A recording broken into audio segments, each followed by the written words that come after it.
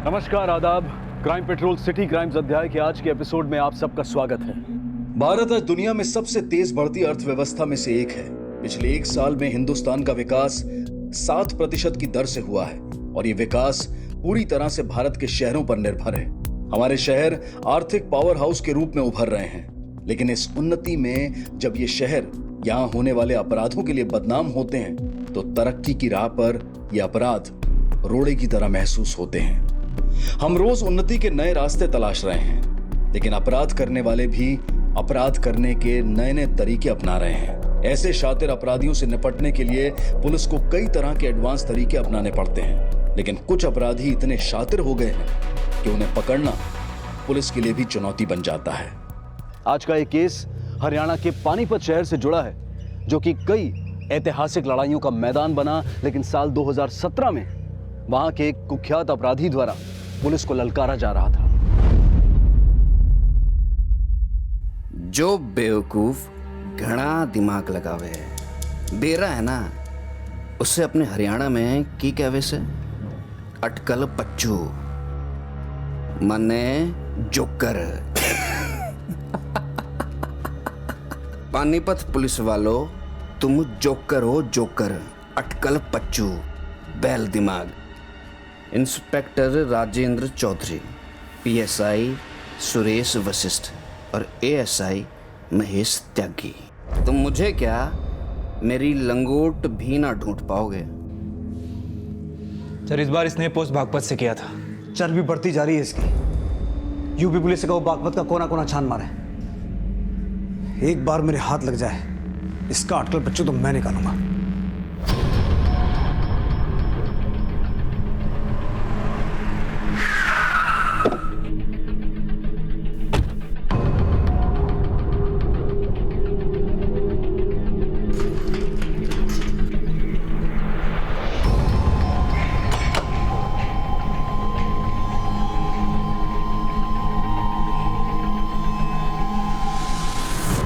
क्या सर, वो बागपत से भी भाग गया?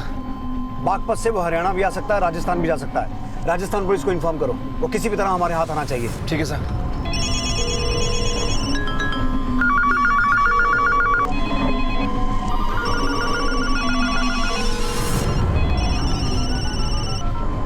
पुलिस को जोकर कहने वाला ये अपराधी पुलिस को चैलेंज करके बार बार चकमा दे रहा था। कौन था ये जो अपने सोशल मीडिया पोस्ट में बार बार पुलिस का मजाक उड़ा रहा था?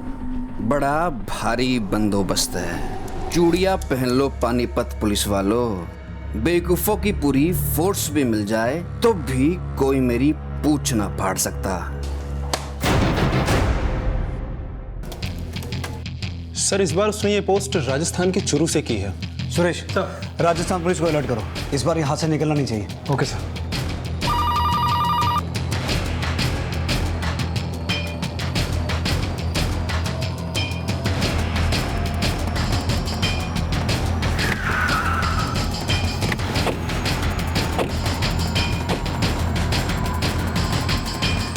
क्या सर, वो चूरू से भी भाग गया?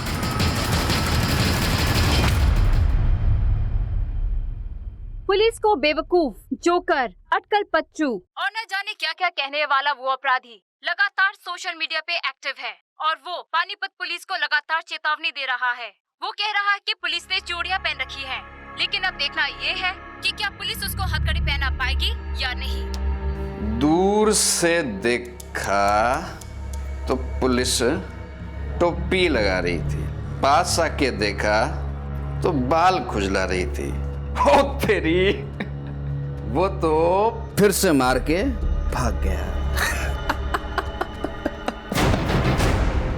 सोशल मीडिया के इस मनचले अपराधी को पकड़ना पानीपत पुलिस के लिए इज्जत का मसला बन गया था।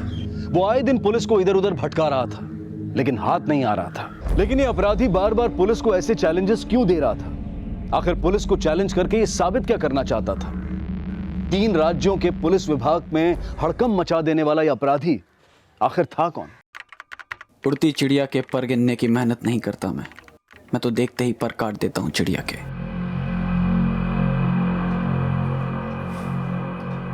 वाह, क्या कमाल लिखते हो। आपकी बातें तो सुन के कोई भी आप पे फिदा हो जाए। फिदा नहीं फना कहते हैं, जो कह न सके उसको जुबां कहते हैं। वाह, आपकी बातें तो आपसे मिलने की तमन्ना बढ़ा रही है। भैया, हाँ, माँ बुला रही है, चलिए खाना खा लीजिए। तू चल, मैं आता हूँ, ठीक है? अरे नहीं नहीं नहीं, मुझे पता है आप वापस से इस लैपटॉप पे लग जाओगे। अरे चलिए ना, माँ और पापा दोनों इंतजार कर रहे हैं। तू चल, मैं आ रहा हूँ, बस 2 मिनट में आ रहा हूँ, ठीक है? जल्दी आना। हाँ हाँ हाँ। प्लीज एक बार मिल सकते हो? Let's take a break and hope for the best. भैया, हाँ,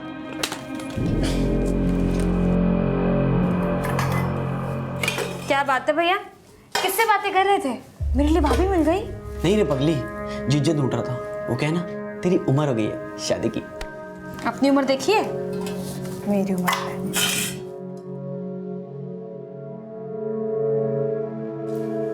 माँ, आज सब्जी में क्या बनाया?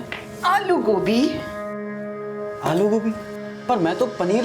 अरे पनीर ला के देगा तब तो बनाऊंगी ना। कितनी बार बोला है कि अगर पनीर खानी हो तो हरिदास डेयरी से पनीर लेके आ जाया कर, लेकिन नहीं। लेकिन माँ, शाम को तो भैया पनीर लेकर आए थे। क्या? पनीर लाया था? अच्छा कोई बात नहीं, कल बना दूंगी, ठीक है? मालती, लगता है तेरी दवा असर ना कर रही है। तू फिर सब कुछ भूलने लग गई। कल मेरे साथ डॉक्टर के पास चल तू। नहीं जी, मैं आपके साथ डॉक्टर के यहाँ नहीं जाऊंगी, मुझे ले जाएगा प्रमोद।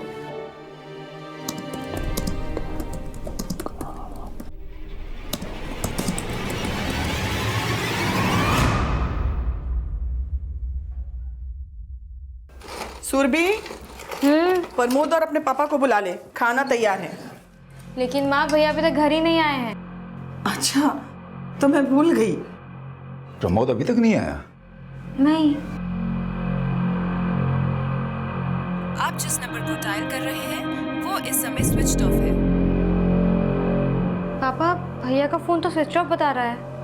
अरे बेटा, हो सकता है उसके फोन की बैटरी उतर गई हो। उसके लैब में फोन करके पूछ। जी पापा। जी ठीक है। पापा, वो तो कह रहे हैं कि आज भैया लैब ही नहीं आए। लैब नहीं गया? मालती, आज सवेरे प्रमोद तुझे डॉक्टर के पास लेके गया था ना, और यहाँ दरवाजे पर छोड़ने के बाद वो ऑफिस जाने वाला था। जाने से पहले कुछ बोला प्रमोद? डॉक्टर? कौन डॉक्टर? अरे माँ, भैया आपको डॉक्टर के पास लेके गए थे ना। अरे इस भुलक्कड़ ने कुछ नहीं याद आवेगा। मैं प्रमोद के दोस्तों से जाके पूछता हूँ, शायद उन लोगों ने कुछ पता हो। माँ, आप याद करने की कोशिश कीजिए। भैया आपको डॉक्टर के पास लेके गए थे, फिर कह रहे थे कि आपको घर छोड़ेंगे, उसके बाद लैब जाएंगे। भैया ने आपसे कुछ कहा था? तो प्रमोद आज ऑफिस नहीं पहुंचा, लेकिन सुबह ऑफिस जाने के लिए निकला था। जी, सवेरे तो वो अपनी माँ को डॉक्टर के पास दिखाने के लिए निकला था।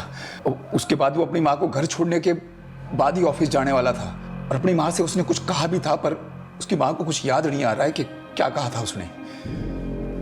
याद नहीं आ रहा मतलब? मेरी बीवी को भूलने की बीमारी है जी। तो प्रमोद अपनी माँ को कौन से डॉक्टर के पास लेके गया था? डॉक्टर सरोजनी वशिष्ठ, दिमाग की डॉक्टर हैं वो। सलोनी रोड पर उनका क्लिनिक है। उन्हीं से प्रमोद की माँ का इलाज चल रहा है। ठीक है, आप प्रमोद की सब डिटेल्स दे दीजिए, हम पता करते हैं।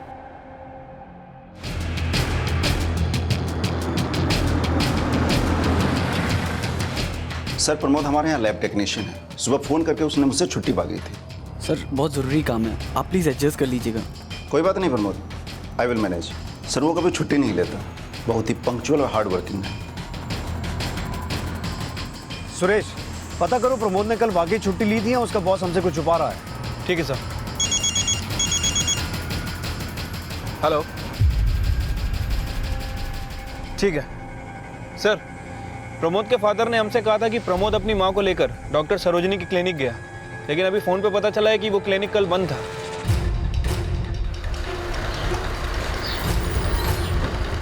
वही तो मैं कह रही हूँ कि प्रमोद मुझे कोई डॉक्टरनी के पास लेके नहीं गया था, लेकिन ये लोग कह रहे हैं कि वो मुझे डॉक्टरनी के पास लेके गया था। माँ भैया मेरे सामने आपको ऑटो में क्लिनिक लेकर गए थे। लेकिन क्लिनिक कल बंद था। आपको पता है प्रमोद कल कहाँ गया था? सर जी, मैंने आपको बताया था ना कि मेरी बीवी को भूलने की बीमारी से। तो आप में से किसी को कोई आइडिया है कि प्रमोद कल ऑफिस से छुट्टी लेके कहाँ जाने वाला था? हाँ त्यागी। सर, करनाल पुलिस को करनाल हाईवे पे एक डेड बॉडी मिली है। उन्होंने उसकी फोटो सारे पुलिस स्टेशन में सर्कुलेट कर दी है। उसका फोटो इधर भी भेज दो। Okay sir.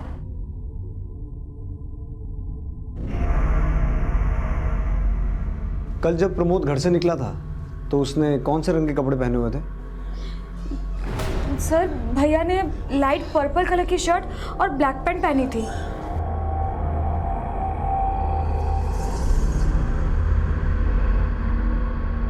सुरेंद्र जी, हमें करनाल हाईवे पे एक लाश मिली है। क्या ये प्रमोद?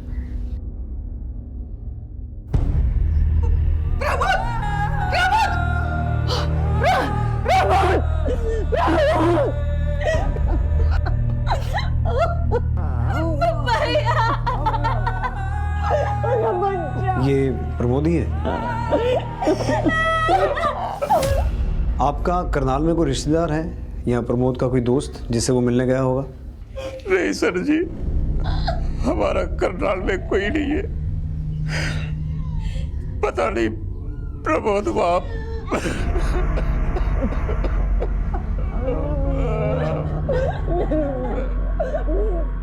ये बॉडी हमारी पेट्रोलिंग टीम को हाईवे के पास पड़ी मिली थी।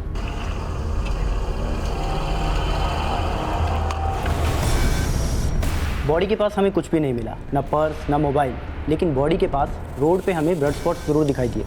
हमें लगता है कि इसके सर को किसी व्हीकल से कुचला गया है, लेकिन जब हम इसकी बॉडी को यहाँ पर लेकर आए तो प्राइमरी रिपोर्ट से हमें ये पता चला कि इसके सर में गोली भी लगी है। गोली? शेर कभी कुत्ते की मौत नहीं मरता। अपनी औकात में रहो पानीपत पुलिस वालों। थाने में मच्छर मारो मच्छर, शेर का शिकार तुम्हारे बस का नहीं। प्रमोद की हत्या के 20 दिन बाद पानीपत पुलिस को ये सोशल मीडिया अपडेट्स मिलने शुरू हो गए थे, लेकिन अपराधी हाथ नहीं लग रहा था। लेकिन सोशल मीडिया के उस मंचले का प्रमोद के मर्डर से क्या कनेक्शन था, और मौजूदा वक्त में जो लाश करनाल से मिली थी उसका चेहरा पहचानना मुश्किल था। लेकिन प्रमोद के पेरेंट्स ने बताया कि बॉडी पर जो कपड़े थे वो प्रमोद के थे, इसलिए बॉडी की आइडेंटिटी को कंफर्म करने के लिए डीएनए टेस्ट किया जा रहा था, और प्रमोद के कॉल रिकॉर्ड से इस केस की गुत्थी को सुलझाने की कोशिश की जा रही थी। सर, प्रमोद का फोन उस दिन करनाल में ही बंद हुआ था, और सर उसके फोन से आखिरी कॉल किसी आशीष धूमल को की गई थी। सर, ये आशीष समालखा का रहने वाला है, और इसका फोन भी रात 11 बजे तक करनाल में ही एक्टिव था। ये देखिए। तो हो सकता है आशीष उस दिन प्रमोद के साथ ही हो। उठा के लाओ इसे। Okay sir. साहब, प्रमोद मेरा दोस्त था, मैं अक्सर करनाल जाता रहता था। कल उसने फ़ोन करके मुझे करनाल तक की लिफ्ट मांगी थी। मैंने उसे पानीपत से पिक किया और करनाल हाईवे पे छोड़ दिया। वो रात को मेरे साथ पानीपत आने वाला था, बोल रहा था कि फ्री होगा तो मुझे कॉल करेगा, लेकिन उसने कॉल नहीं किया, और जब मैंने उसे कॉल किया तो उसका फ़ोन ऑफ आ रहा था। उसने अपना फ़ोन ऑफ कर रखा था या तूने फ़ोन के साथ साथ उसे भी ऑफ कर दिया? आप यो क्या बोल रहे हैं? प्रमोद मेरा दोस्त था। हमें प्रमोद की डेड बॉडी करनाल हाईवे पे मिली थी, और उस रात तू भी करनाल में था। साहब, मैं आए दिन करनाल आता जाता रहता हूँ। प्रमोद को वहाँ ड्रॉप करके मैं अपनी पार्टी के पास आ गया था। कैसी पार्टी? सर, मैं लैब इक्विपमेंट सप्लाई करता हूँ। कल मैं जीटी लैब में था, आप चाहो तो पूछ सकते हो। पता करो इस आशीष और प्रमोद का आपस में रिश्ता कैसा था, और जिस जीटी लैब के बारे में बात कर रहा है वहाँ से पूछताछ करो। अगर ये झूठ बोल रहा है तो सच जल्दी सामने आ जाएगा। सर, करनाल पुलिस ने प्रमोद की लाश की पोस्टमार्टम रिपोर्ट भेजी है। पोस्टमार्टम रिपोर्ट के हिसाब से प्रमोद की हत्या सर में गोली लगने से हुई, और उसके सर में कांच के टुकड़े भी मिले हैं। और इस रिपोर्ट में यह भी मेंशन किया हुआ है कि हत्या के वक्त प्रमोद ने बहुत शराब पी रखी थी। सर, इसका मतलब ये हुआ कि नशे की हालत में पहले उसके सर पे कांच के ऑब्जेक्ट से वार किया गया, और उसके बाद उसके सर पे गोली मारी गई। अगर हत्या गोली मार के की गई तो फिर चेहरा क्यों बिगाड़ा गया? सर, हो सकता है कि बॉडी की पहचान ना हो सके इसलिए, क्योंकि किलर को डर था कि अगर बॉडी की पहचान हो जाती तो उसे पकड़ा जा सकता था। और सर, वैसे भी ना तो बॉडी के पास हमें कोई मोबाइल फ़ोन मिला है, ना ही पर्स, और ना ही और कुछ।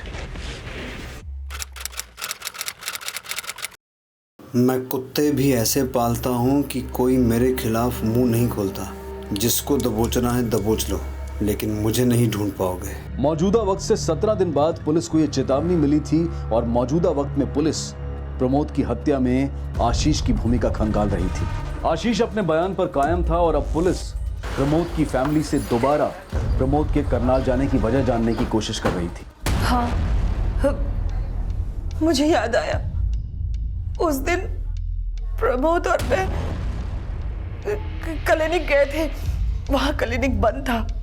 फिर वापस प्रमोद ने मुझे घर छोड़ दिया और वो कुछ कह रहा था। क्या कह रहा था? याद करने की कोशिश कीजिए।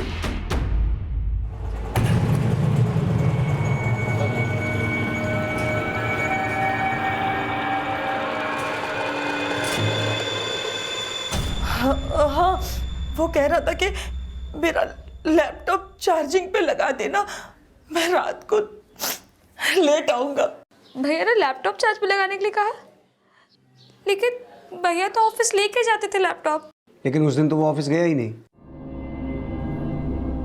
उसने आपसे ये कहा था कि वो करनाल जाने वाला है।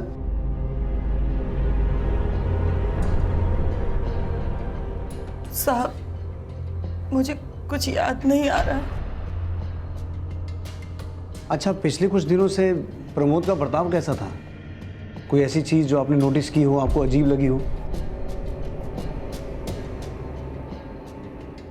हाँ सर, भैया ना कुछ दिनों से काफी ऑनलाइन चैटिंग कर रहे थे। किससे चैटिंग कर रहे थे? ये तो मुझे नहीं पता सर, लेकिन मुझे लगा था। भैया। हाँ, किससे बातें कर रहे थे? मेरे लिए भाभी मिल गई। लेकिन भैया ने मेरी बात टाल दी। सर, हो सकता है कि भैया की कोई ऑनलाइन फ्रेंड हो जो करनाल में रहती हो। प्रमोद का सोशल नेटवर्किंग अकाउंट किस नाम से था वो बताइए, और उसका लैपटॉप लेके आइए। सर, प्रमोद ने अपना सोशल नेटवर्किंग अकाउंट करीब 1.5 साल पहले बनाया था। प्रमोद किस किस के टच में था? मुझे हर एक आदमी की डिटेल चाहिए। जी सर, ये किसी दीपांकर नाम के लड़के से लगातार चैटिंग कर रहा था। एंड सर, लास्ट चैटिंग भी इसने दीपांकर से ही की थी। फिदा नहीं फना कहते हैं, जो कह न सके उसको जुबां कहते हैं। इसके जवाब में दीपांकर ने लिखा कि आपकी बातें आपसे मिलने की तमन्ना बढ़ा रही हैं, और फिर प्रमोद ने रिप्लाई किया, let's take a break and hope for the best. और 2 घंटे के बाद उनकी चैटिंग फिर से हुई, और इस बार प्रमोद ने लिखा, ठीक है तो कल मिलते हैं, लेकिन कहाँ? करनाल? तो इसका मतलब है प्रमोद को दीपांकर ने करनाल बुलाया था, लेकिन किस जगह बुलाया था ये मेंशन नहीं किया हुआ है। दीपांकर के इस सोशल नेटवर्किंग अकाउंट से उसका नंबर मिल सकता है? सर, जो नंबर इसके अकाउंट पर ऐड होगा वो मैं आपको दे सकता हूँ। सर, ये नंबर है दीपांकर का। सुरेश,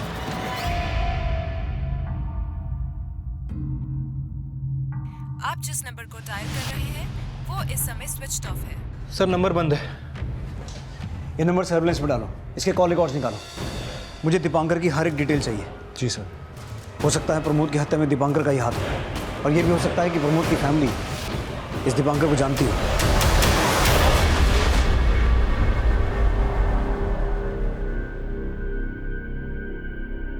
हम इसे नहीं जानते। भैया के मुंह से कभी किसी दीपांकर का नाम नहीं सुना सर।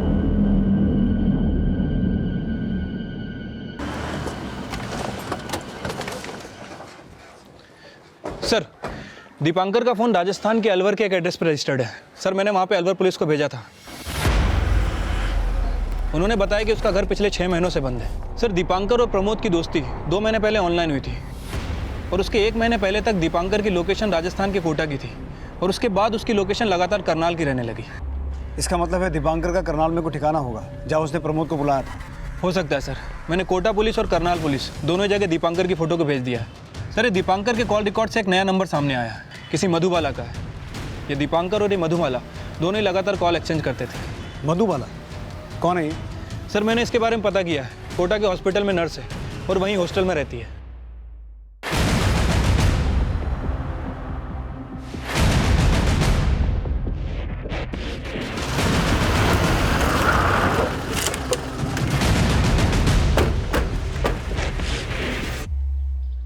मधुबाला। जी, आप लोग मुझसे मिलने आए हैं? जी, आपसे ही मिलने आए हैं। आपसे दीपांकर के बारे में कुछ पूछना है। दीपांकर? आपका चेहरा बता रहा है कि आप दीपांकर को अच्छे से जानती हैं। जी जानती हूँ, पर आप उसके बारे में क्या जानना चाहते हैं? आजकल कहाँ है वो? सर मुझे नहीं पता, उसका जब से फ़ोन बंद हुआ है मुझे सच में नहीं पता वो कहाँ है। उसका फ़ोन बंद है इसलिए तो आपसे मिलने आए हैं। अपना फ़ोन बंद करके कहाँ गायब हो गया वो? मुझे खुद हैरानी हो रही है कि वो अपना फ़ोन बंद करके कहाँ गायब हो गया है, पर आप उसके बारे में क्यों पूछ रहे हैं? मर्डर किया उसने अपने दोस्त का। पहचानती हैं इसे? सर ये कौन है? मैं दीपांकर के किसी दोस्त को नहीं जानती। मुझे तो लगता है आप लोगों को गलतफहमी हुई होगी। इतना भरोसा है आपको दीपांकर पे? वैसे आप दोनों का रिश्ता क्या है? मैं और दीपांकर कैजुअल फ्रेंड्स हैं बस, और अब तो काफ़ी वक्त हो गया वो मुझसे यहाँ मिलने भी नहीं आया। मुझे तो ये भी नहीं पता वो कहाँ रहता है, और इसके अलावा मैं आपको और कुछ नहीं बता सकती क्योंकि और कुछ नहीं जानती।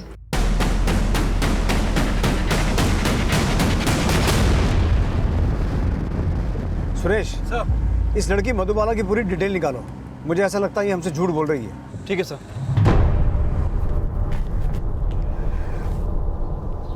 आप जिस नंबर को डायल कर रहे हैं वो इस समय स्विच्ड ऑफ है। दीपांकर का फोन 1 महीना पहले तक कोटा में एक्टिव था, और मधुबाला का हॉस्टल भी कोटा में ही है। कोटा पुलिस से हमें दीपांकर के बारे में कोई लीड मिली है? नहीं सर, फिलहाल तो कोई लीड नहीं मिली। कोटा, चुरू, सोनीपत, बागपत, हर जगह धूल चटवाई है तुम्हें। अब तो मान लो शेर को पकड़ना मुश्किल ही नहीं नामुमकिन है। ये चैलेंज पुलिस को मौजूदा वक्त से 13 दिन बाद मिला था, और मौजूदा वक्त में प्रमोद मर्डर केस के प्राइम सस्पेक्ट दीपांकर का चौंका देने वाला इतिहास सामने आया था। सर ये दीपांकर तो बहुत ही पहुंचा हुआ क्रिमिनल निकला। अर्बल पुलिस ने इसके बारे में सारी इन्फॉर्मेशन भेजी। सर कुछ महीने पहले शराब बेचने का धंधा करता था। सर कॉन्ट्रैक्ट किलर है। राजस्थान के बहुत सारे बिजनेसमैन को धमकाने का आरोप लगा हुआ है, और सर एक अलवर के बिजनेसमैन को मारने का आरोप भी है। और सर डीएनए रिपोर्ट से कंफर्म हो गया कि जो लाश करनाल के हाईवे पर मिली थी वो प्रमोद की है। अगर दीपांकर एक कॉन्ट्रैक्ट किलर है और उसी ने प्रमोद को मारा है, तो एक कॉन्ट्रैक्ट किलर मामूली से लैब टेक्नीशियन को क्यों मारेगा?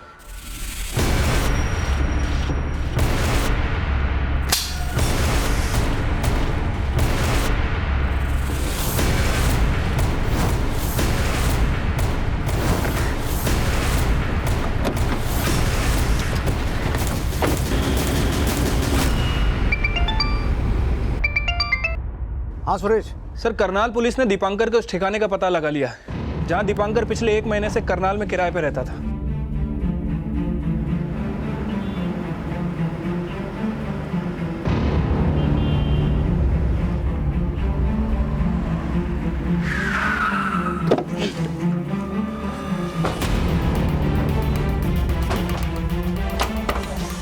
ताला तोड़ो।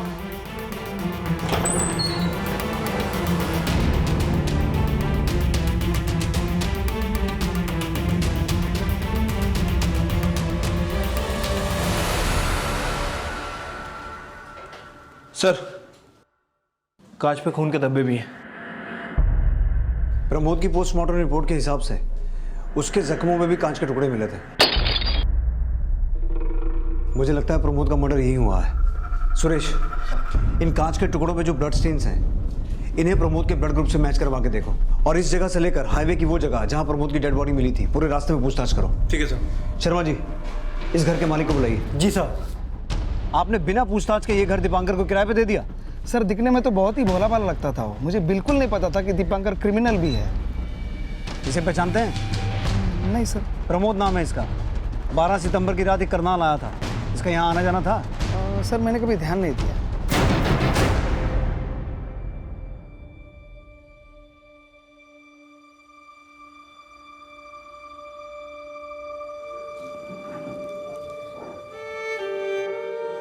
माँ खाना खा लीजिए। माँ आपके खाना नहीं खाने से भैया वापस तो नहीं आ जाएंगे ना? वो वापस नहीं आएगा, यही सोच के तो मेरी जान निकली जा रही है।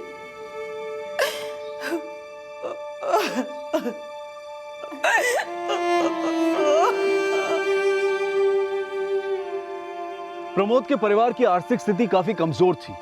प्रमोद के अलावा घर में कमाने वाला कोई नहीं था और उसके जाने के बाद यह परिवार काफी नाजुक हालत में आ पहुंचा था। लेकिन सवाल यह था कि प्रमोद जैसे लैब टेक्नीशियन की हत्या का दीपांकर से क्या कनेक्शन था? प्रमोद की हत्या का मोटिव क्या था? क्या दीपांकर ने प्रमोद को मारने की सुपारी ली थी? लेकिन किससे? और क्या वजह थी कि दीपांकर ने सोशल मीडिया पर प्रमोद से दोस्ती की थी? क्या यह कोई षड्यंत्र था?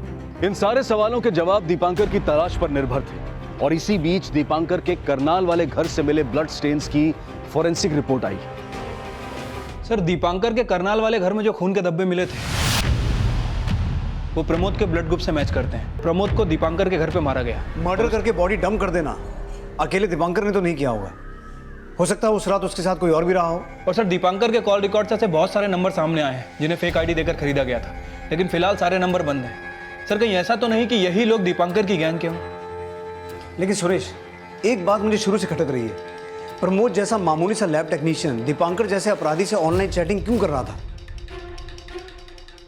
कहीं ऐसा तो नहीं कि प्रमोद का दीपांकर के अपराधों से कोई कनेक्शन हो और यही उसकी मौत की वजह बना? इस प्रमोद की भी पूरी हिस्ट्री निकालो। सर मैंने मधुबाला के कॉल रिकॉर्ड चेक किए। सर, मधुबाला का नंबर पिछले दिनों करनाल में एक्टिव रहता था।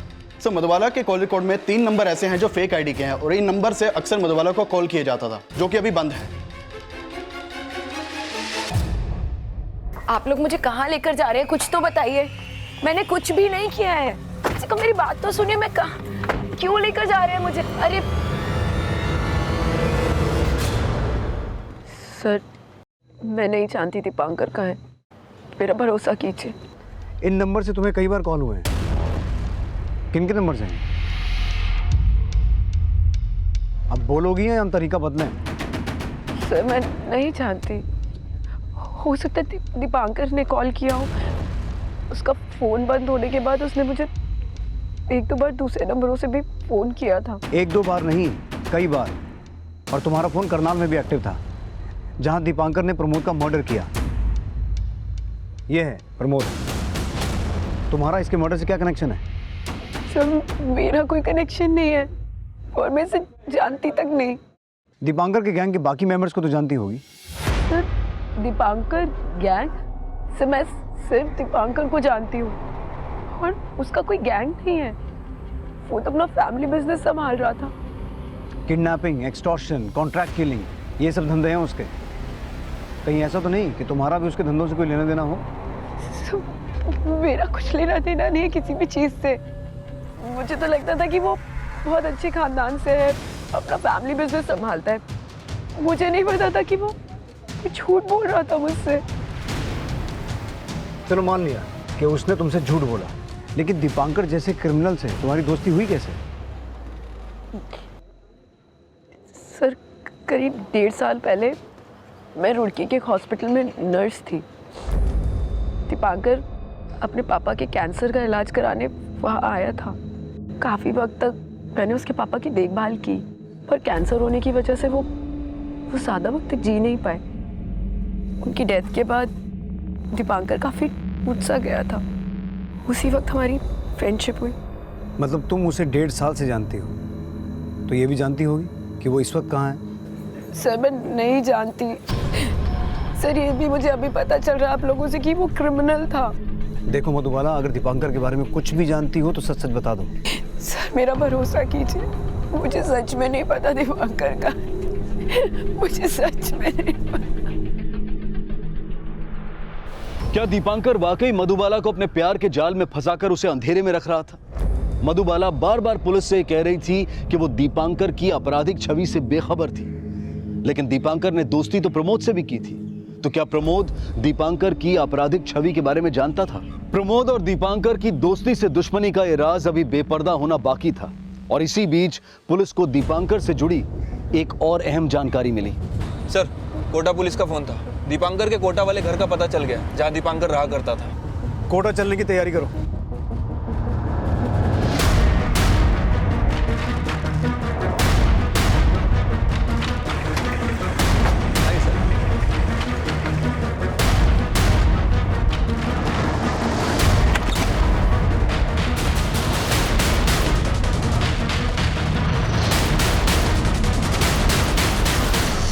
सर यहाँ तो ऐसा कुछ भी नहीं मिला है जिससे दीपांकर की लीड मिल सके। ये घर कब से बंद है? पड़ोसियों से पता चला है कि यहाँ 1 महीने से ताला लगा हुआ है। पहले दीपांकर अक्सर यहाँ आया करता था। तो यहाँ दीपांकर के साथ कोई और भी रहता था? जी सर, पूछताछ पे पता चला है कि एक लड़की भी उसके साथ रहती थी। कौन लड़की?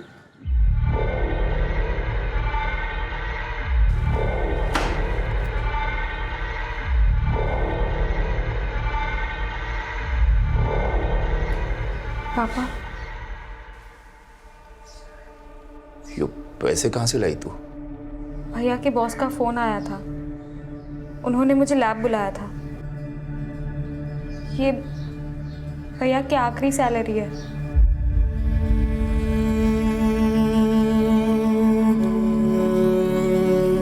अलमारी में रख दे।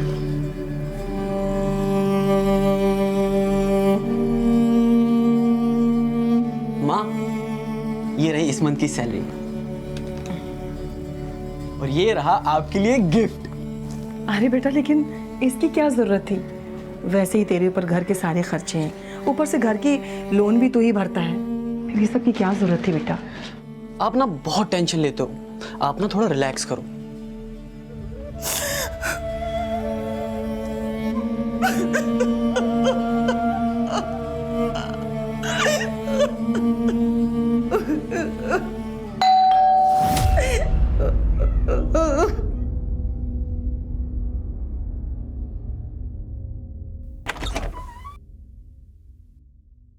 जी पानीपत पुलिस वालों, तुम्हारी हिम्मत कैसे हुई एक निर्दोष लड़की को अरेस्ट करने की? सर, दीपांकर प्रमोद से जिस सोशल मीडिया अकाउंट से बात किया करता था वो दोबारा एक्टिव हो गया है। और सर, इसने इस बार ये पोस्ट किया है अम्बाला से। पानीपत पुलिस वालों, तुम्हारी हिम्मत कैसे हुई एक निर्दोष लड़की को अरेस्ट करने की?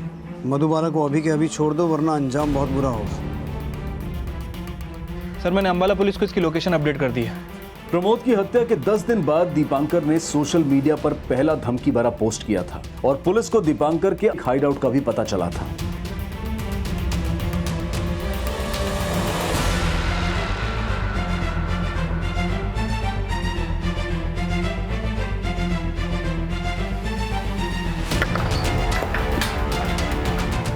सुरेश, अंदर चेक करो।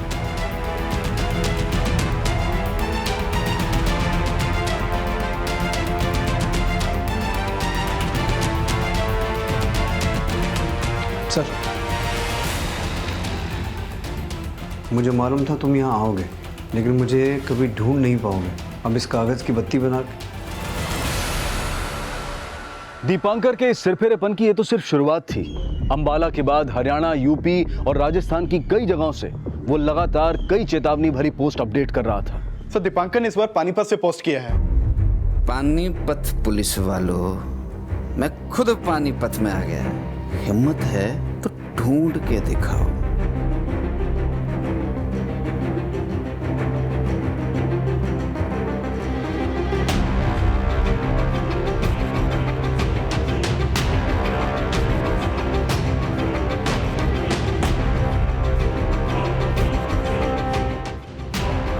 सर, दीपांकर ने एक और पोस्ट किया है। तुम मुझे पानीपत में ढूंढ रहे हो और मैं तुम्हारा करनाल में इंतजार कर रहा हूं। आजा, पकड़ लो।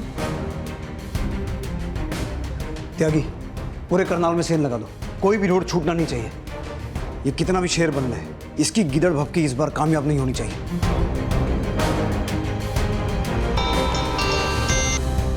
अब बोलो सुरेश।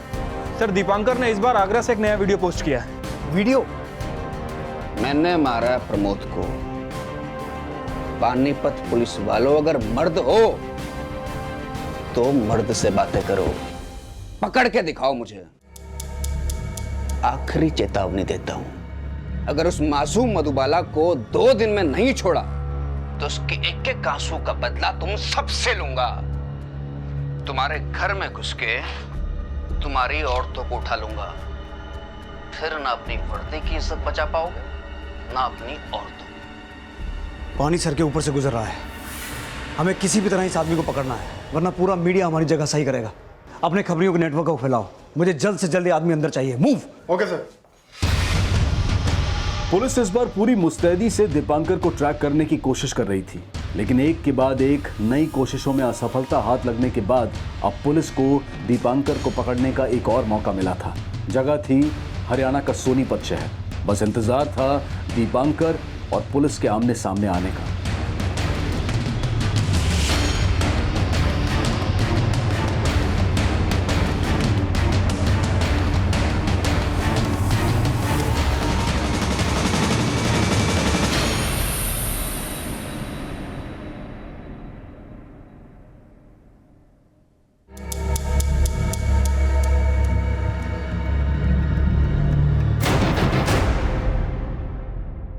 Suresh, be alert.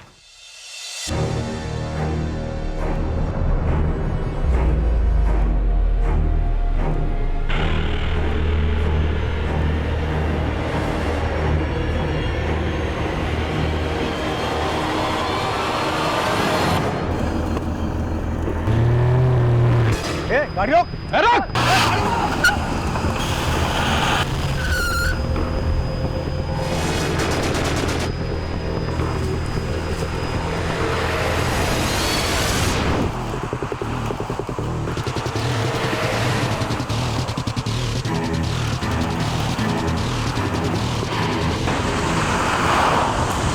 तेज चला।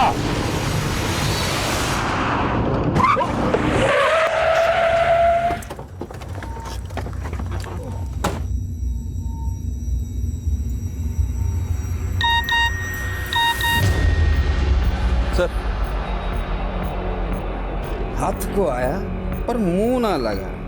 अब मैं चला विदेश, कभी ना पकड़ पाओगे मुझे। एक कुख्यात अपराधी अब विदेश भागने की फिराक में था और अब पुलिस ने अपने खबरी नेटवर्क को और भी सक्रिय कर दिया था। और कुछ दिनों बाद पुलिस को दीपांकर की एक और सूचना मिली। हाँ अशोक, बोल। साहब, सोनीपत से यूपी के गाजीपुर में एक चांस मार सकते हो। चांस नहीं मारना अशोक, सीधे दबोचना है उसे। खबर बोल। दीपांकर और उसके गैंग ने गाजीपुर में एक सुपारी ली है साहब, और आज रात वो किसी का मर्डर करने वाले हैं। उससे पहले हम उसे खत्म कर देंगे। तू ठिकाना बता उसका।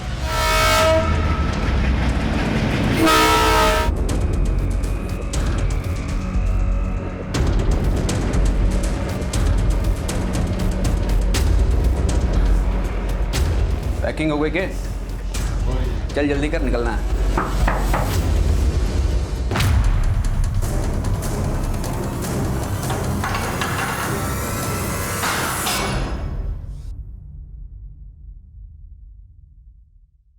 शेर तो कभी मुर्गा नहीं बनता।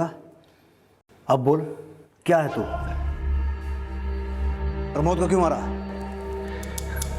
मैंने ना मारा किसी को, और सोशल नेटवर्किंग पे अकाउंट भी मेरा ना है। कोई मेरा फोटो डाल के बदनाम कर रहा है मुझे।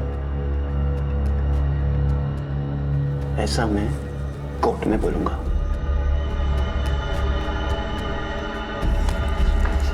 घास छाना ना बना है। तेरी सहेली है ना मधुबाला, सब कुछ उगल चुकी है। सर, मधुबाला की हिस्ट्री खोद के निकाली है। 7 साल पहले अंबाला के एक इंस्टीट्यूट में ये नर्सिंग का कोर्स कर रही थी, और सर प्रमोद भी उसी इंस्टीट्यूट में लैब टेक्नीशियन का कोर्स कर रहा था।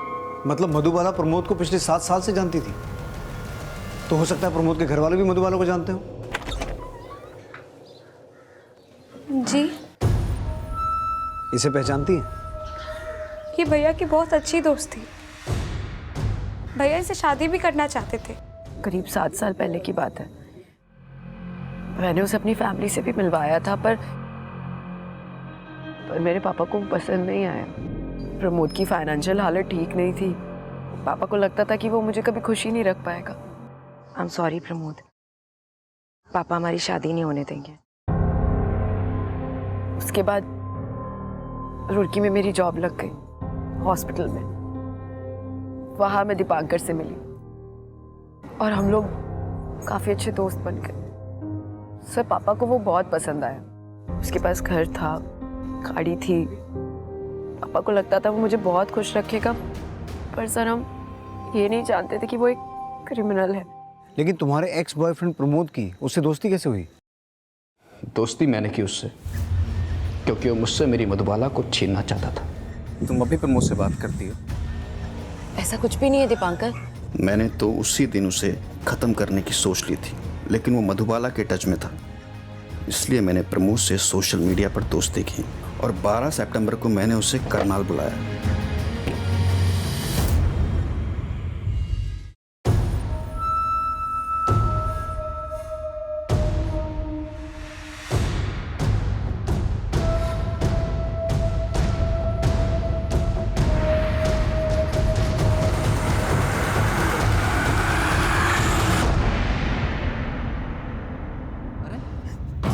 क्यों रो रही है?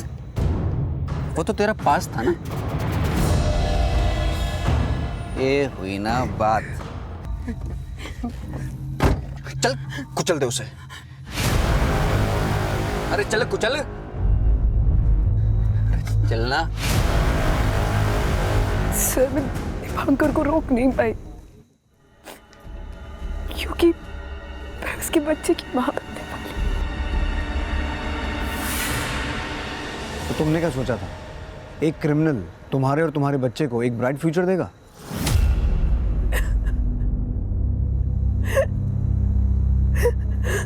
झूठी चकाचौंध को देखकर हम अक्सर बुरे को अच्छा समझने की भूल कर बैठते हैं। दोस्ती, प्यार, शादी ये ऐसे रिश्ते हैं जिनका फैसला बहुत सोच समझ कर लिया जाता है। नमस्कार, आदाब। क्राइम पेट्रोल सिटी क्राइम्स अध्याय के आज के एपिसोड में आप सबका स्वागत है। Hello friends, I am your host and dost, Sarita Pandey. Well, tell me something. Do you all have dreams? I'm sure we all do. क्योंकि ऐसी कोई आंखें नहीं जिन आंखों में ख्वाब नहीं।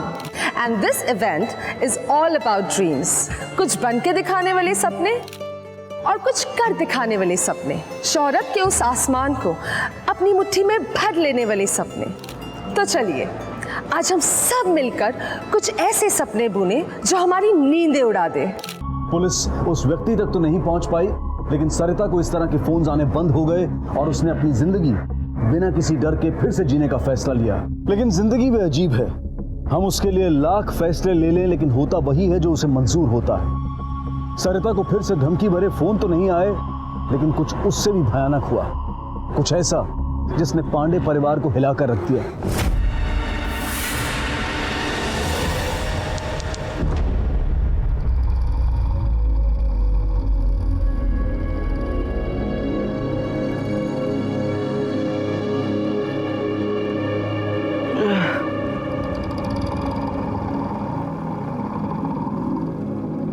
साहब मैं दूध लाने जा रहा हूँ। हाँ ठीक है।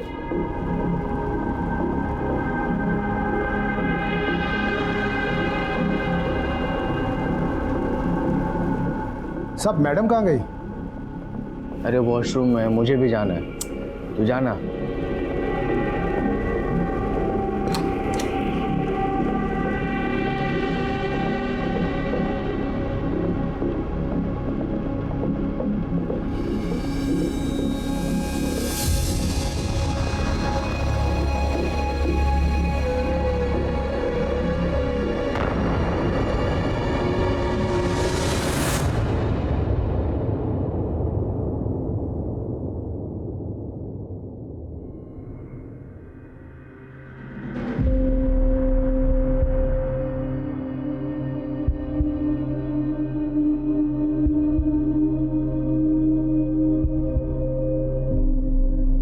सरिता, सरिता, सरिता, सरिता, इज एवरीथिंग ऑल राइट? सरिता तुम ठीक हो? सरिता, प्रशांत, प्रशांत गेट अप, प्रशांत गेट अप। वो सरिता, वो सरिता वो वॉशरूम में है। हाँ तो यार मैंने बहुत आवाजें लगाई, मैं काफी देर से नॉक कर रहा हूँ। It's been an hour man, it's been an hour. What? 1 घंटे से अंदर है वो। Check. Sarita, Sarita, Sarita open up babes. Sarita क्या नाटक है यार, दरवाजा खोलना। सरिता, सरिता एक काम करते, दरवाजा तोड़ देते ना। वेट, मैंने चाबी रखी होगी कहीं, मैं देखता हूँ। सरिता, सॉरी बेब्स, ओपन अप यार। आई एम सॉरी, प्लीज यार, ओपन द डोर।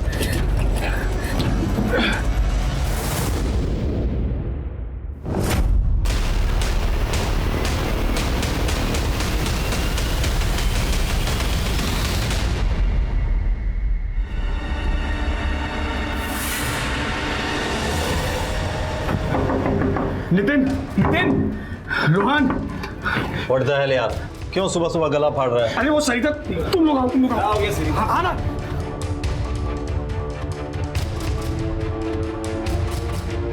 ये देख, ये सरिता का है।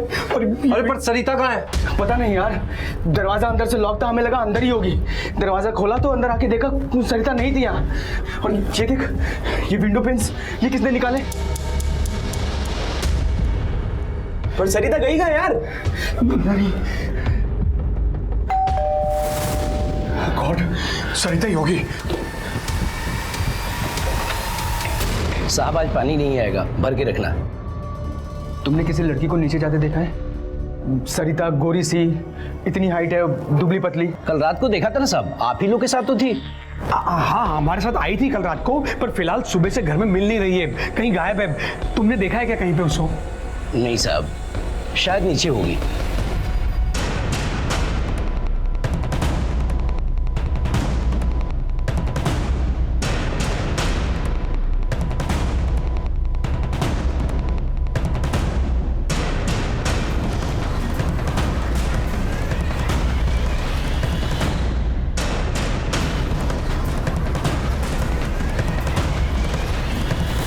अरे बाबा, वॉचमैन यहाँ। यस पापा, सब क्या हो रहा है? साहब इन लोग के साथ एक लड़की आई थी, लेकिन पता नहीं कहाँ गायब हो गई है। इसीलिए मैं मना कर रहा था कि कोई बैचलर को यहाँ रहने ही नहीं देना चाहिए। ए चरिया, इतेज, इतेज। अरे बाबा, कितनी बार मना करने का तुम लोगों को? हैं? इधर सब फैमिली वाला रहता है रे बाबा, तुम्हारा अय्याशी का अड्डा नहीं है। अंकल, ये सब बाद में बात करेंगे प्लीज। अब फिलहाल आप हमारी मदद कीजिए ना। वी हैव नो आइडिया कि वो कहाँ चली गई है। हमें ऐसा लगा था कि वो वॉशरूम में गई है, पर 1 घंटे तक जब बाहर नहीं आई तो हमने वॉशरूम भी खोल के देखा तो वो वॉशरूम में भी नहीं थी। और अंकल, वॉशरूम के जो विंडोज थे उसके शीशे उतरे हुए थे। We have no idea uncle. क्या? बाथरूम के विंडोज के शीशे? एक मिनट। अरे अंकल, अंकल कहाँ जा रहे हैं आप? अंकल बात तो सुनो।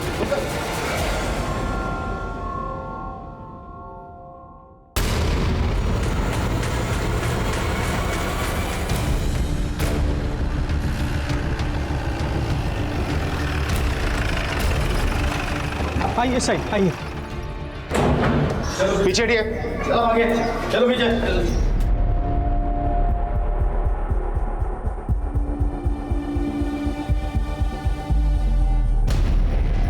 ये लड़की इसी बिल्डिंग में रहती थी? नहीं साहब, ये तो लड़कों के दोस्त है। ये कल रात को यहाँ आई थी। कौन लड़के? ये तीनों, ये रोहन, नितिन और वो अंकित। साहब ये तीनों यहाँ रेंट पे रहते हैं। और फ्लैट किसके नाम पर है? तेजस मेहता। तेजस मेहता। शायद वो लड़की बाथरूम से गिर गई होगी। ऐसे कैसे गिरेगी? इसलिए मैं मना कर रहा था बैचलर्स को यहाँ रेंट पर रहने के लिए। सर हमें कुछ नहीं पता, हमारा कमरा अलग है और हम तो सो रहे थे। इस लड़की को जानते हो?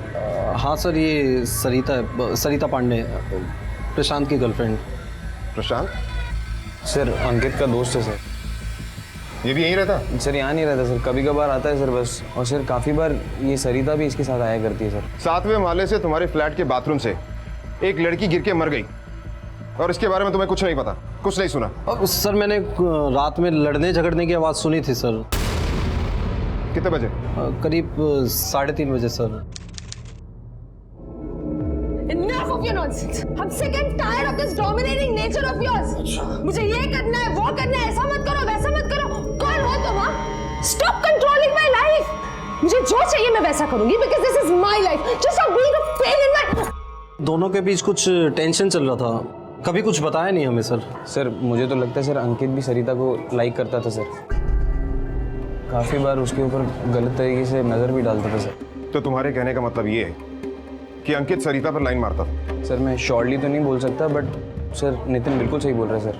सर हम इन तीनों के बीच में कभी इन्वॉल्व रहे नहीं सर इतना। सर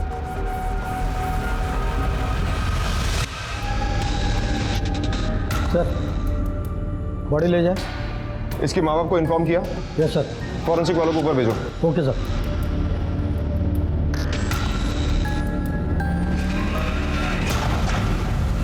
शिंदे, इस फ्लैट की अच्छी तरह से तलाशी लो, एक भी कोना बचना नहीं चाहिए। सर। शिंदे चेक करो।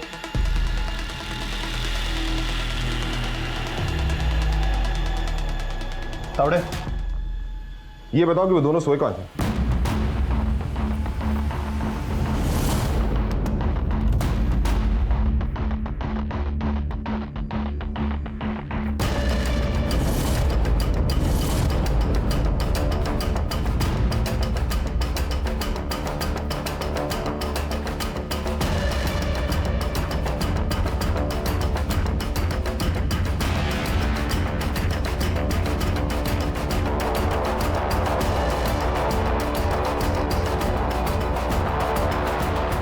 अंकित बेरी, प्रशांत चतुर्वेदी, तुम दोनों का बयान लेना है, हमारे साथ थाने चलो।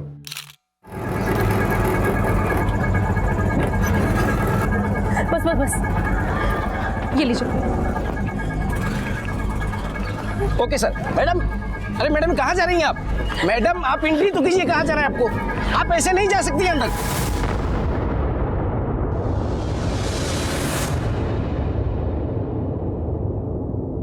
कहाँ है? कहाँ है? प्रशांत साहब और अंकित साहब तो पुलिस स्टेशन गए। और सरिता, सरिता कहाँ से कूदी थी? ओ, वहाँ बाथरूम थी। सरिता, मैडम आप अंदर नहीं जा सकते।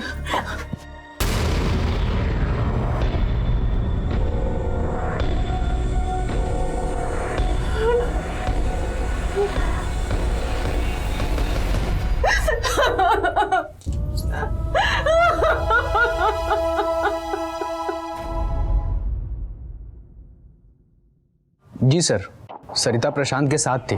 I mean, वो उसकी गर्लफ्रेंड थी। मेरी पहले प्रशांत से दोस्ती हुई और फिर उसके थ्रू सरिता से। तो तुम ये कहना चाहते हो कि सरिता तुम्हारी दोस्त थी? सिर्फ दोस्त? हाँ सर, बताया तो मैंने, सरिता सिर्फ मेरी दोस्त थी। सिर्फ दोस्ती थी या कुछ और भी चल रहा था तुम दोनों के बीच में? देख, हाँ या ना बोलने से पहले एक बार सोच ले, क्योंकि तेरी ये हाँ या ना तुझ पर बहुत भारी पड़ सकती है। तू अपनी सेटिंग करने में लगा था ना? एक बार मुंह खोलने से पहले सोच ले। तो पुलिस वालों के सामने बैठा है और पुलिस वाले बिना किसी सबूत के कोई सवाल नहीं करते। अब बोल, तेरा दिल उसके लिए बहुत उछल रहा था ना? बोल। सर मैं उसे पसंद करता था, वो थी इतनी अच्छी। जब पहली बार मैं उससे मिला था। मतलब कि पहली बार में तूने लाइन लगा दी? नहीं नहीं सर, लाइन वाइन नहीं। सरिता प्रशांत की गर्लफ्रेंड थी और मैं उन दोनों के लिए बहुत खुश था। सर, मैं आप लोगों को कितनी बार बता चुका हूँ कि मैं, सेक्रेटरी, अंकित, वॉचमैन, हम सब लोगों ने साथ में वो लाश देखी थी। कमाल है, सरिता अब तुम्हारे लिए वो लाश बन गई? बहुत प्यार करते थे ना तुम उससे, 8 साल का रिलेशनशिप, और अब उसे वो लाश कहते हुए तुम्हारी जुबान जरा सी भी नहीं लड़खड़ाई। सर प्लीज आप मुझ पर शक मत कीजिए, मैं तो बहुत लॉयल था सरिता से, बहुत प्यार करता था उससे सर। हाँ, मेरी और सरिता की बहुत अच्छी बनती थी, पर सिर्फ एक दोस्त के तौर पे, और कुछ नहीं। अब ये बता कि सरिता और प्रशांत के बीच में सब कुछ कैसा था? पहले हमारे बीच में सब कुछ अच्छा चल रहा था, पर पिछले 6 महीने से बहुत ज्यादा प्रॉब्लम्स चल रहे थे। क्यों? वो सरिता मुझसे शादी करना चाहती थी और मैं इस बात को अवॉइड कर रहा था, क्योंकि मैं फाइनेंशियली स्ट्रांग नहीं था, पहले सेटल होना चाहता था। पर सरिता मुझे धमकी देने लगी कि अगर मैं शादी नहीं करूंगा तो वो मेरे साथ ब्रेकअप कर लेगी। बस इसी बात पर मुझे गुस्सा आ जाता था।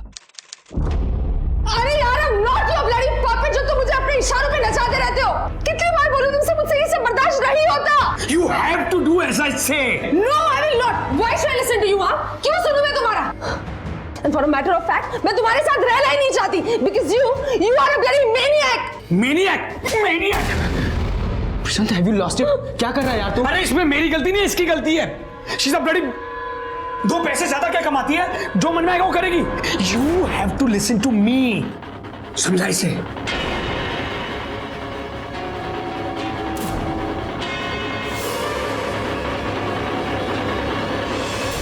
वो सरिता से नहीं, उसके पैसों से प्यार करता था, इसीलिए ना उसे वो कमिट कर रहा था और ना ही उसे छोड़ने को तैयार था। सरिता ने मुझे कई बार कहा भी था, लेकिन मैं क्या करता सर, प्रशांत मेरा दोस्त है, मैं उसके अगेंस्ट नहीं जा सकता था। हाँ, पर सरिता के लिए मुझे बुरा लगता था। तो तुम सरिता का कंधा बनने की कोशिश कर रहे थे, ये वेट कर रहे थे कि कब प्रशांत जाए और तुम्हारी बारी आए। नहीं नहीं सर, मैं सिर्फ उसे दोस्त के तौर पे चीयर अप करता था, that's it. Please trust me sir, मेरे मन में उसके लिए कुछ भी गलत नहीं था। अच्छा अब ये बताओ, कल रात को क्या हुआ था? सब मेरी गलती थी। वो गलती? कैसी गलती? नहीं, मैंने बस उन्हें चैलेंज किया था कि कौन कितना ज्यादा पी सकता है। I know this is silly but it happened.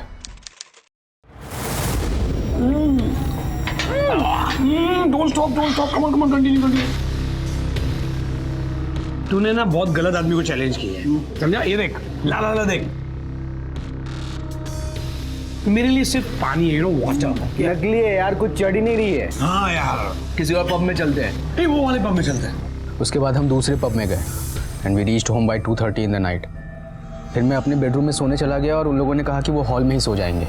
और जब तुम सुबह उठे तब सरिता गायब थी? नहीं, मैं जब सोने चला गया तो उन दोनों के लड़ने की आवाज़ आई, जिससे मेरी नींद खुल गई।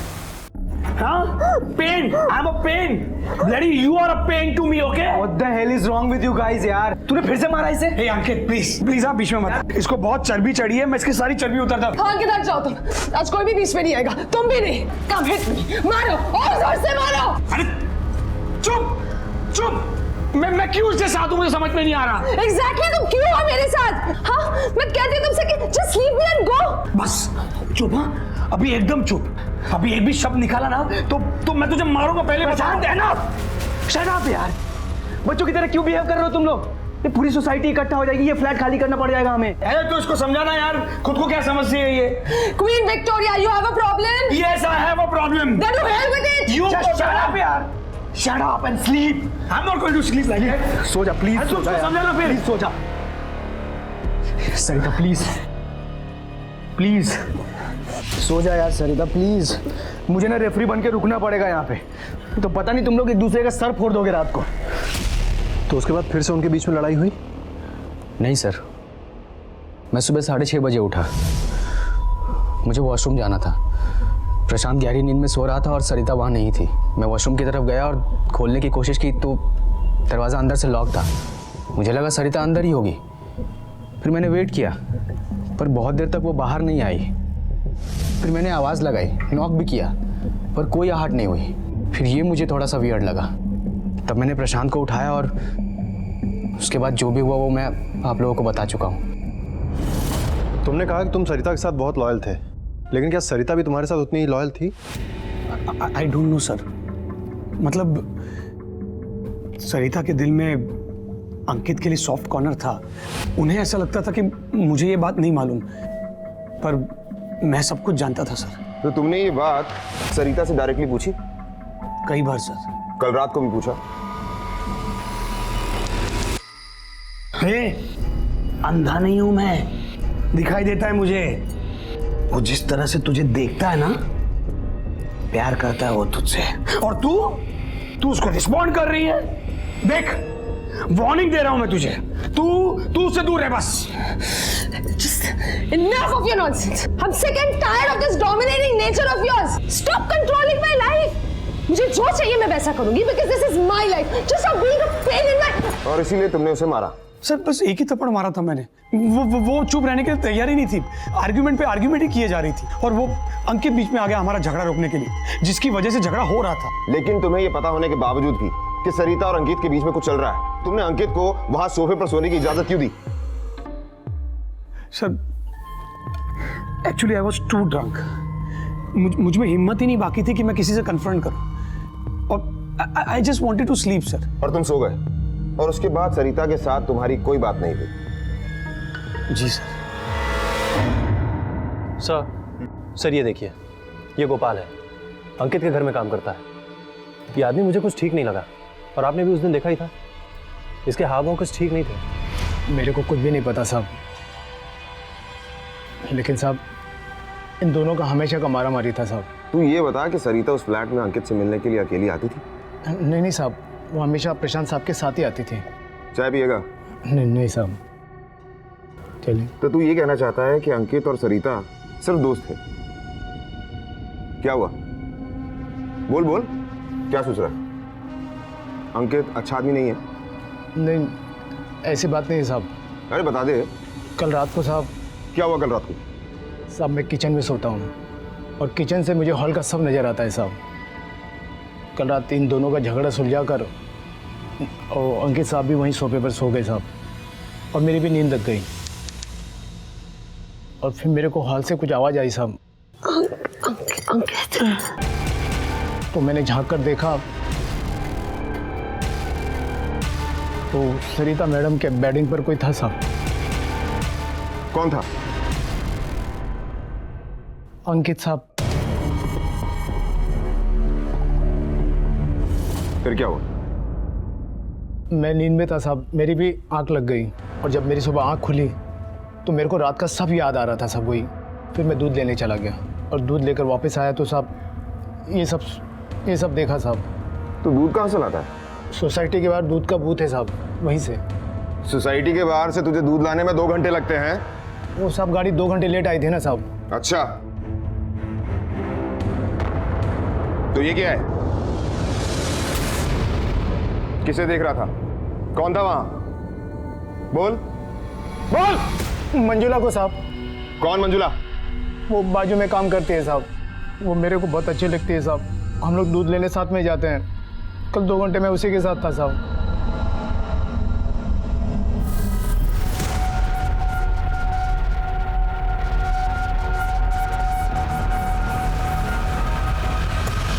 तेरे नौकर के बयान के मुताबिक उस रात तू सरिता के साथ उसके बिस्तर पर था। अब सच बोल, बोल। शिंदे, उस फ्लैट में गोपाल को मिलाकर 5 लड़के थे और 1 लड़की। लड़की मारी गई और इसके बारे में किसी को ना कोई खबर है ना कुछ पता है। उन 5 लड़कों का हमने बयान तो ले लिया है, लेकिन अगर हमें सरिता के मर्डर के बारे में कुछ भी इंफॉर्मेशन चाहिए तो हमें सबसे पहले सरिता की जिंदगी के बारे में पता लगाना होगा। ये पता करना होगा कि वो कैसी लड़की थी। सर, सरिता हमेशा बहुत खुश रहती थी, हर काम में बहुत परफेक्ट थी और बहुत हार्ड वर्किंग थी। सब कहते हैं उसने सुसाइड किया, लेकिन वो ऐसा क्यों करेगी सर? सब कुछ इतना परफेक्ट था। इनफैक्ट कल सुबह ही उसने पापा के साथ बैठकर इतनी सारी प्लानिंग्स की थी। बेटा, कितना इन्वेस्ट करना है? 5 लाख। फिर तो तुम गोल्ड में इन्वेस्ट करो, सोना हमेशा काम आता है। तुम्हारी शादी, फिर तुम्हारे बच्चों की शादी, हर जगह काम आएगा। वाह पापा, आपने तो पूरी लाइफ की प्लानिंग करके रखी है। ठीक है, मैं कल ही जाकर कुछ खरीद लूंगी। तो कल सरिता ने सारा दिन क्या किया? I mean, कल संडे था, वो घर पर ही होगी ना? नहीं सर, उसकी कोई फिक्स्ड हॉलीडेज नहीं होती थी। इनफैक्ट कल अम्यूजमेंट पार्क में उसका इवेंट था और उसके लिए वो सुबह 11 बजे ही घर से चली गई थी। और जब शाम को, इनफैक्ट रात को जब 11:15 बजे मेरी उससे बात हुई तो उसने मुझसे कहा कि मैं उसके लिए डिनर रख दूं। हमें लगा कि वो लेट आएगी और हम लोग सोने चले गए। लेकिन सर वो घर पर नहीं आ, वापस नहीं आई वो सर। तो सरिता की लाइफ में वैसी कोई प्रॉब्लम नहीं थी? उसकी लाइफ में सिर्फ एक ही प्रॉब्लम थी सर, प्रशांत चतुर्वेदी। पूरे घर में सरिता के अलावा उसे कोई पसंद नहीं करता था। क्यों? सर वो बहुत ही अब्यूजिव आदमी था, स्पेशली जब वो नशे में हुआ करता था। इवन सर वो सरिता को मारता भी था। हालांकि सरिता ने इस बात से हमेशा डिनाई किया, लेकिन पता तो चल जाता है ना सर, सरिता के ही पैसों पर पलता था। हमने उसे बहुत समझाने की कोशिश की सर कि प्रशांत उसके लिए सही लड़का नहीं है, लेकिन सरिता पागल थी उसके प्यार में। लेकिन अभी कुछ दिनों से उसको समझ में आने लगा था कि प्रशांत उसके लिए सही नहीं है और इसीलिए वो उसके साथ ब्रेकअप भी करना चाहती थी। देखिए, हमने अपनी सारी जांच कर ली है सरिता की बहन और उसके दोस्त के बयान से ये पता चलता है कि सरिता अपने बॉयफ्रेंड प्रशांत की वजह से बहुत परेशान रहती थी और शायद यही वजह कि उसने आत्महत्या की। Thank you. शिंदे, फाइल लेकर तुम कोर्ट पहुंचो जल्दी से। ये क्या बकवास कर रहे हैं आप? कोई भी स्टेटमेंट देते हैं आप मीडिया के सामने, किससे कह सकते हैं कि सरिता ने सुसाइड किया था? अरे दिमाग है आप लोगों के पास? कोई भी लड़की सलवार उतारकर साथ वाले से कैसे कूद सकती है? लेकिन मैं ये केस यहाँ पर बंद नहीं होने दूंगी। मैं सरिता को इंसाफ दिलवा कर रहूंगी।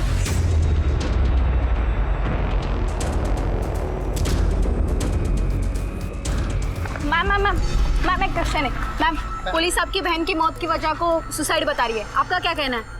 मैं खुद गई थी उस फ्लैट में और मैंने इन्हें बताया भी कि जिस विंडो से सरिता की जान गई है उस विंडो पर कुछ बोतलें रखी हुई थी। मतलब इनके मुताबिक सरिता ने कूदने से पहले विंडो की सारी बोतलें हटाई, फिर ग्लास चिप्स निकालकर नीचे रखे और कूदने से पहले सारी बोतलें वैसे की वैसे जमा कर रख दी और उसके बाद कूदी। यहाँ तक कि लोग ये भी मानने के लिए तैयार नहीं कि प्रशांत, जो उसका बॉयफ्रेंड था, उसने उसकी लाइफ हेल बना कर रख दी थी। उस दिन जिस दिन सरिता खो गई थी, सब उसे ढूंढ रहे थे और प्रशांत ने मुझे कॉल किया और प्रशांत मुझसे पूछ रहा था कि सरिता घर पर है। मैं ये नहीं जानती कि ये सब काम उसने अकेले किया या उसके दोस्तों ने भी उसका साथ दिया, लेकिन I am very sure about that कि प्रशांत ने ही उसे मारा है। अपनी बहन के लिए अनुष्का के आंसुओं ने न सिर्फ मीडिया और आम जनता को झकझोर कर रख दिया, बल्कि पुलिस के आला ऑफिसर्स को भी हिलाकर रख दिया। अनुष्का अपनी बहन को इंसाफ दिलाना चाहती थी और उसने कुछ ऐसे तथ्यों की तरफ इशारा किया जिनकी तरफ पुलिस का ध्यान ही नहीं गया था। पुलिस को अपनी गलती का एहसास हुआ और उन्होंने सरिता की मौत की वजह को आत्महत्या से बदलकर हत्या में तब्दील कर दिया। और मामले की गंभीरता को देखते हुए पुलिस इंस्पेक्टर यशवंत सुले की टीम के साथ साथ क्राइम ब्रांच के सीनियर इंस्पेक्टर आफ्ताब खान और सब इंस्पेक्टर शालिनी मोरे को भी सरिता पांडे के केस पर नियुक्त किया गया। बाथरूम की बॉटल्स पे जो फिंगरप्रिंट्स हमें मिले हैं उसमें एक निशान क्लियर है और वो है अंकित बेरी के। बाकी के फिंगरप्रिंट्स आइडेंटिफाइबल नहीं है। सर, सरिता के ब्लड से तो अल्कोहल के सैंपल्स मिले हैं, लेकिन सर उसके साथ कोई भी सेक्सुअल असॉल्ट नहीं हुआ है, लेकिन उसकी बॉडी से उसकी सलवार गायब थी। हो सकता है उस फ्लैट में किसी ने उसे मॉलेस्ट करने की कोशिश की हो और अपने आप को बचाने के लिए उसने बाथरूम की विंडो यूज की और वहां से गिर गई। एक पॉसिबिलिटी ये भी है, जैसा कि सबने कहा, सरिता और प्रशांत का झगड़ा शांत करवाने के बाद अंकित वहीं सोफे पे सो गया और अंकित सरिता को पसंद करता था। हो सकता है कि सरिता को इतना पास सोते देखकर अंकित अपने आप पे काबू नहीं कर पाया।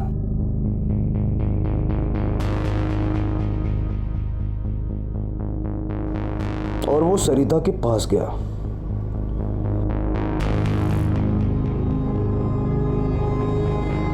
और शायद दिली दिल सरिता भी उसे पसंद करने लगी थी, इसीलिए उसने अंकित को नहीं रोका। दोनों उस वक्त एक दूसरे के पास आना चाहते थे, लेकिन उन्हें डर था कि अगर प्रशांत उठ जाएगा तो सीन क्रिएट करेगा, इसलिए वो वॉशरूम में चले गए।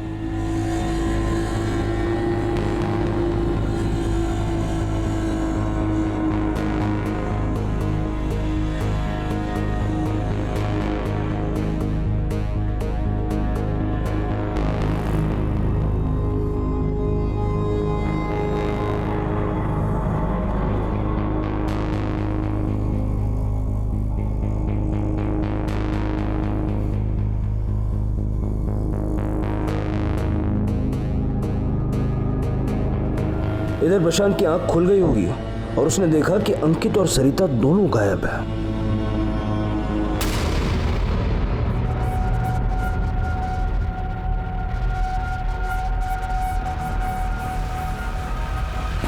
सरिता,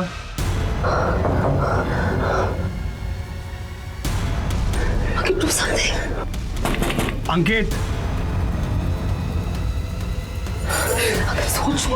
अंकित और सरिता घबरा गए होंगे। सरिता, दरवाजा खोलो। तो अंकित ने सरिता से कहा होगा कि वो वॉशरूम के पीछे छज्जे पर छुप जाए। अंकित, सरिता के पास कोई ऑप्शन था नहीं, दरवाजा खोल। तो उसने वैसे ही किया होगा।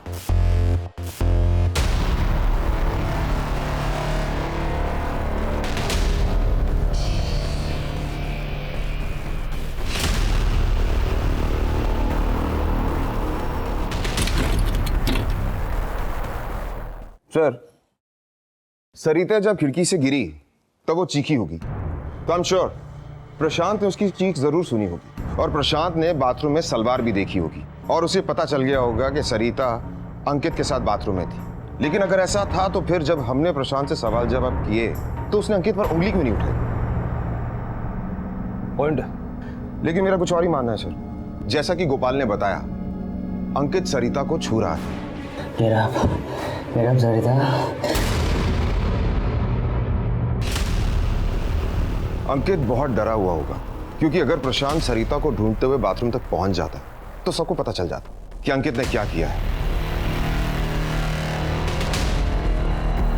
और इसी चक्कर में उसने खिड़की की प्लेट्स और सलवार वहीं छोड़ दी और बाथरूम से बाहर जाते वक्त उसने अंदर से लॉक का पुश बटन दबा दिया और बाहर से दरवाजा लॉक कर दिया ताकि सबको यही लगे कि किसी ने अंदर से लॉक किया। एक तो उसके हाथ से मर्डर हुआ और ऊपर से वो सरिता से प्यार करता था। सुबह तक यही प्लान कर रहा था कि वो करे क्या, और जैसे सुबह हुई उसने अपना नाटक शुरू कर दिया। सर ऐसा हो सकता है, लेकिन सर मेरे दिमाग में एक बात बार बार खटक रही है कि अगर अंकित और प्रशांत के बीच में सरिता की वजह से इतनी टेंशन चल रही थी तो फिर उन दोनों ने अभी तक एक दूसरे पर ब्लेम क्यों नहीं किया? हालांकि वो दोनों एक दूसरे पर ब्लेम कर सकते थे, पर उन दोनों ने ऐसा बिल्कुल नहीं किया। हो सकता है इसलिए कि वो दोनों इस कत्ल के जिम्मेदार हैं। कैसे? सर मैं आपकी बात से सहमत हूँ, लेकिन वहाँ तक जहाँ तक आपने कहा था कि हो सकता है सरिता भी अंकित के साथ रिलेशनशिप रखना चाहती थी, इसीलिए वो साथ में वॉशरूम गए। अचानक वहाँ प्रशांत आ गया, वो दोनों को इस तरह देख गुस्से में आ गया और अंकित से लड़ने लगा।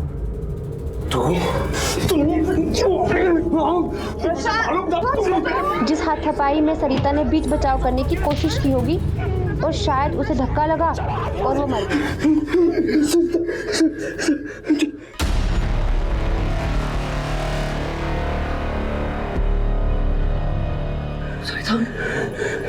सरिता, she is not breathing. She's dead. तू पागल हो गया?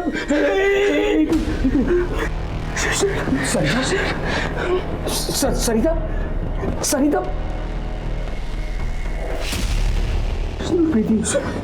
ये सब तेरी वजह से हुआ है। मेरी वजह से तूने उसको मारा।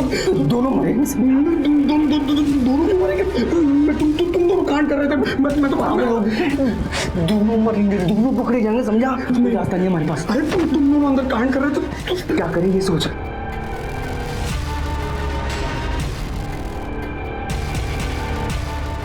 हमें सब बाहर फेंक देते हैं। हाँ? सर आगे किसी जिसने सुसाइड किया है। सुन, मैं जैसा बोल रहा हूँ ना, मैं जैसा बोल रहा हूँ ऐसा कर, नहीं तो दोनों मरेंगे, समझा? फिर उन दोनों ने वॉशरूम का पुश लॉक बंद किया और बाहर आ गए ताकि सबको ये लगे कि सरिता ने डोर अंदर से बंद किया था। और सुबह होते ही गोपाल, नितिन और रोहन को दिखाने के लिए ड्रामा शुरू कर दिया। अगर उन दोनों ने ही मर्डर किया है तो बॉडी को खिड़की से फेंक कर सुसाइड दिखाने की क्या जरूरत थी? रात का वक्त था, घर में बाकी लोग सो रहे थे, वो बॉडी को घर से बाहर ले जाते और डंप कर सकते थे और सुबह सबसे यही कह सकते थे कि सरिता रात को घर से बाहर चली गई। कोई उन पर ब्लेम भी नहीं करता। सर अगर इन दोनों ने मर्डर नहीं किया है तो कौन हो सकता है? एक और इंसान है जिसे आप लोग भूल गए, अंकित का नौकर गोपाल। ये भी तो पॉसिबिलिटी है ना कि गोपाल ने अंकित को नशे की हालत में सरिता को छूते हुए देखा और वो भी एक्साइट हो गया, जिसके बाद वो सरिता के पीछे वॉशरूम गया और शायद नशे के कारण डोर ठीक से बंद नहीं था।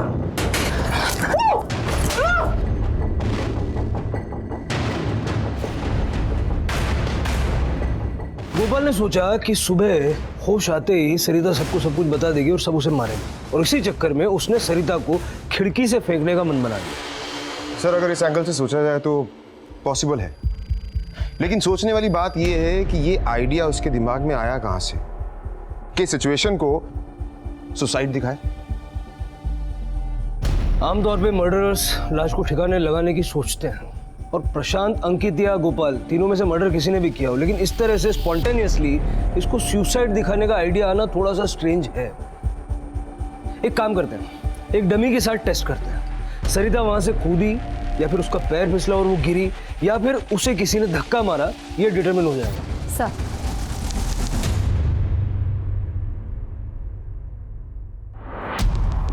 हाँ मोरे, रेडी? Ready sir. चलो शुरू करते हैं। सबसे पहली थियरी, उसने सुसाइड किया, वो खुद कूदी। डमी पे एकदम हल्का सा प्रेशर लगाना, और ये उसने जंप किया।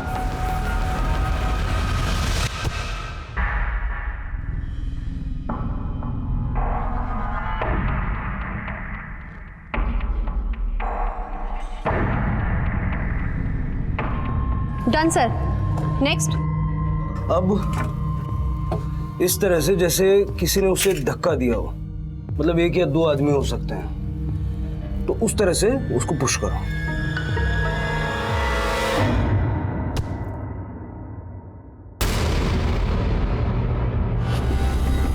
चौक दो, रेड वाला।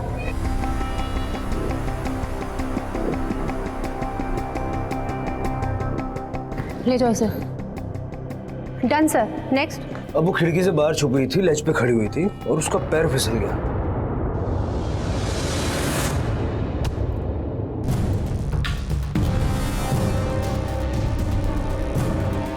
कल तक सारे सबूत, सारे गवाह और सारे तथ्य इसी बात का इशारा कर रहे थे कि सरिता ने खुदकुशी की थी, लेकिन हमने मर्डर के एंगल को रूल आउट नहीं किया था। और आज डमी टेस्ट के बाद यह साफ हो गया है कि सरिता उस खिड़की से कूदी नहीं थी और ना ही उसका पैर फिसला था, बल्कि उसे धक्का दिया गया था।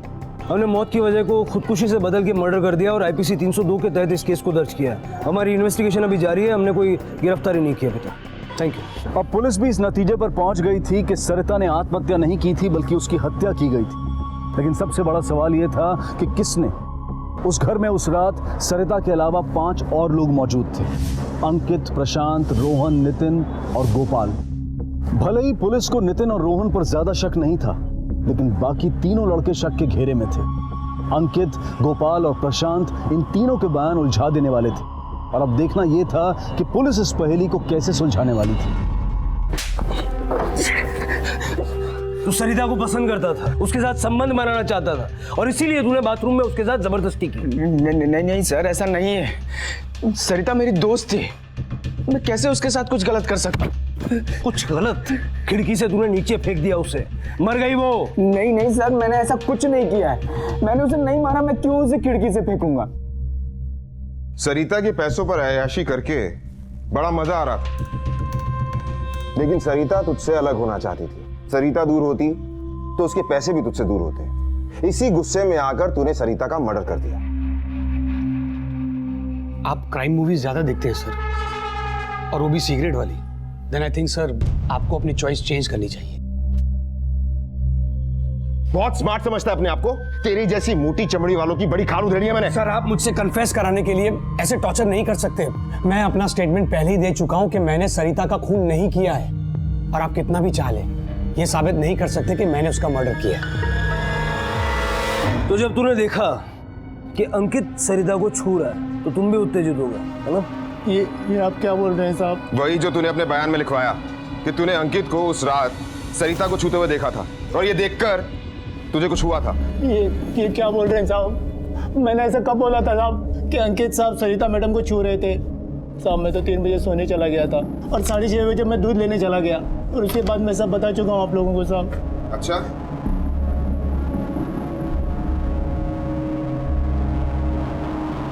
ये क्या है? ये तेरे साइन है ना? इस स्टेटमेंट पर तेरे साइन है ना? अब साहब मैं अनपढ़ आदमी हूँ साहब, सिर्फ मुझे साइन करना आता है साहब। अब ये इंस्पेक्टर साहब ने जिस कागज़ पर बोला मैं हस्ताक्षर करता गया साहब। अब मैं क्या जानूँ कि उस कागज़ पे क्या लिखा है साहब? झूठ बोल रहा है, झूठ बोल रहा है, झूठ बोल रहा है। लेके जाओ सर, ये झूठ बोल रहा है। जो इसने बयान दिया वही हमने लिखा। आप चाहे हेड कांस्टेबल तावड़े से पूछ लीजिए। सुले अपराधी चाहे कितना भी झूठ बोल रहे हैं, कानून के शिकंजे से बच नहीं सकता। अब पुलिस को इस बात का तो यकीन हो चुका था कि हत्यारा इन तीनों में से ही कोई एक था, या फिर 2 थे, या फिर तीनों ने ही मिलकर यह हत्या की थी। और अपने इसी आधार को और पुख्ता करने के लिए पुलिस ने इनका पॉलीग्राफी टेस्ट यानी कि लाई डिटेक्टर टेस्ट करने का फैसला किया। और उस टेस्ट में भी कोई चूक ना हो जाए, इसलिए पुलिस ने रोहन और नितिन को भी इस टेस्ट में शामिल कर लिया। क्या तुमने सरिता के साथ ज़बरदस्ती करने की कोशिश की थी? नहीं सर। सरिता को तुम पसंद करते थे ना? जी सर। तुम सरिता के पीछे बाथरूम में गए थे? नहीं साहब, मैं तो किचन में सो रहा था। क्या हुआ था उस रात? सर मुझे कुछ नहीं पता सर, मैं तो सो रहा था सर। बहुत गुस्सा आता था ना तुम्हें सरिता पर? तुम्हें छोड़कर जा रही थी ना वो? हाँ ये बात सच है, लेकिन मैंने कुछ नहीं किया। बाथरूम में तुम दोनों का झगड़ा हुआ था ना? नहीं, I mean, झगड़ा हुआ था हमारा, लेकिन बाथरूम में नहीं। तुम सरिता के पीछे वॉशरूम में गए थे?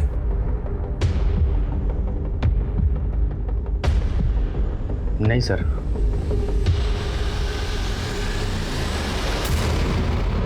पॉलीग्राफी टेस्ट के आधार पर पुलिस ने अंकित बैरी को सरिता पांडे के कत्ल का दोषी मानते हुए 24 अप्रैल 2017 को उसे गिरफ्तार किया और 25 अप्रैल को उसे कोर्ट में पेश किया गया, जहां अंकित बैरी ने बेल एप्लीकेशन देते हुए इस बात की गुहार लगाई कि वो निर्दोष है।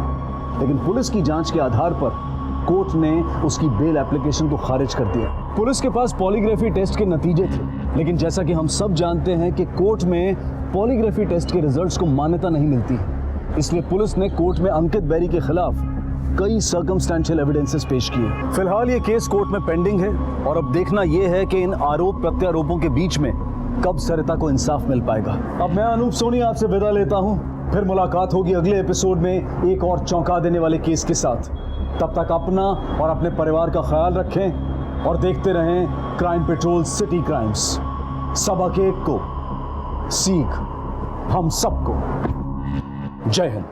क्राइम पेट्रोल के और भी दिलचस्प कहानी देखने के लिए हमारे चैनल को सब्सक्राइब करें और बेल आइकॉन दबाना न भूलें।